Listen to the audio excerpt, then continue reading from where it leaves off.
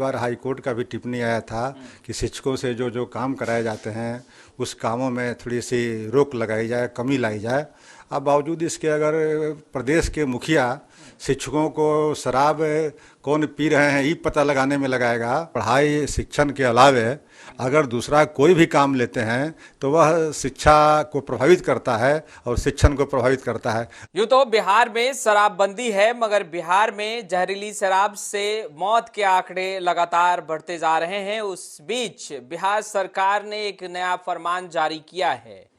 फरमान में शिक्षकों को एक जिम्मेदारी सौंपी गई है। अब शिक्षक, प्रिंसिपल ये बताएंगे कि शराब कौन कहां पी रहा है, यानी कि अब सूचना देंगे शिक्षक।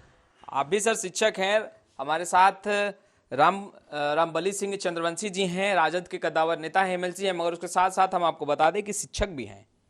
सरकार को सूचना दीजिएगा ना सर, शराब कौन पी रहा है, कहाँ पी रहा है।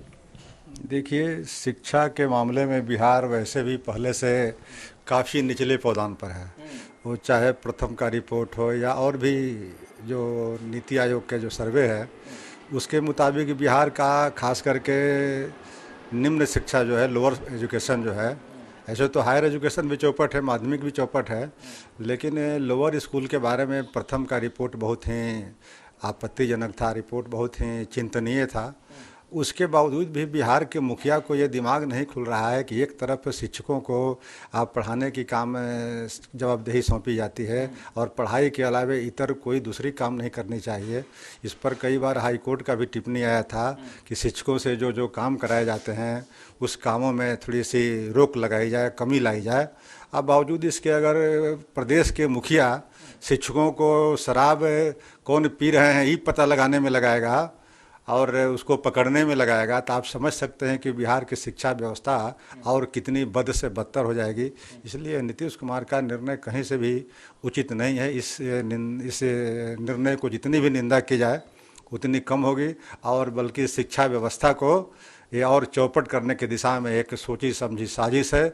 और इससे तो नीतीश कुमार की मनसा पर बू आती है कि नीतीश कुमार भी उसी सामंतों की तरह व्यवहार कर रहे हैं कि शिक्षा को चौपट कर दो कि आने वाला जो अगला पीढ़ी है उससे मरहूम हो जाए और बिहार का विकास और बिहार का विकास जो है विनाश की ओर चला जाए। रामबली जी, सवाल ये है कि बिहार के शिक्षा व्यवस्था पर इससे पहले भी कई सवाल उठते रहे हैं। अब शिक्षकों पर इस तरीके की जिम्मेवारी देना, क्या लगता है बिहार की शिक्षा व्यवस्था और पीछे नहीं चली जाएगी इससे?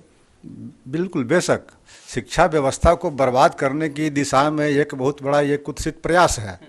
नहीं तो शिक्षक के होने के नाते मैं महसूस करता हूँ कि शिक्षकों से पढ़ाई शिक्षण के अलावे अगर दूसरा कोई भी काम लेते हैं तो वह शिक्षा को प्रभावित करता है और शिक्षण को प्रभावित करता है। और इतनी खराब काम कि शराब के जो सेवन कर रहे हैं और जो शराब के माफिया जो गिरी हो रही है उसमें बड़े बड़े लोग माफिया लगे हुए हैं। अब उनको काम दे रहे हैं शिक्षकों को निरीह प्राणी पर कि आप उसको पता लगाइए, और पता लगा करके वो शिक्षक बेचारे पिटाएंगे, शिक्षक बेचारे अपमानित होंगे वो शिक्षा ये शराब माफियाओं के द्वारा।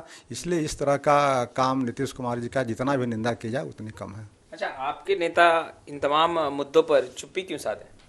नहीं, हमारे नेता चुप्पी नहीं साधे। हमारे नेता ने शुरू में ही कहा था कि जब विधानमंडल से तथाकथित शराबबंदी के बारे में बात हो रही थी तो हम लोग सब साथ थे, लेकिन बाद के कालखंड में नीतीश कुमार जी की मनसा पवित्र नहीं है, मनसा साफ नहीं है, संकल्प शक्ति नहीं है कि शराबबंदी को उन्होंने सिर्फ कागज़ पर रहने दिया और शराबबंदी वास्तव में बंद नहीं हुई। यह कई रिपोर्टों से प्रमाणित हो चुकी है।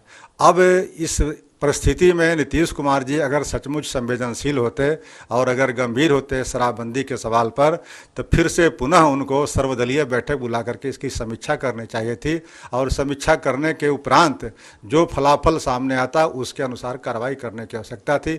लेकिन मुख्यमंत्री अपना अलग से श्रेय लेने के चक्कर में और अपनी जीत पर पड़े हुए हैं और बिहार को कत्लखाना में ले जा रहे हैं। यह बहुत बड़ा नाश के रास्ता तय कर रहे हैं।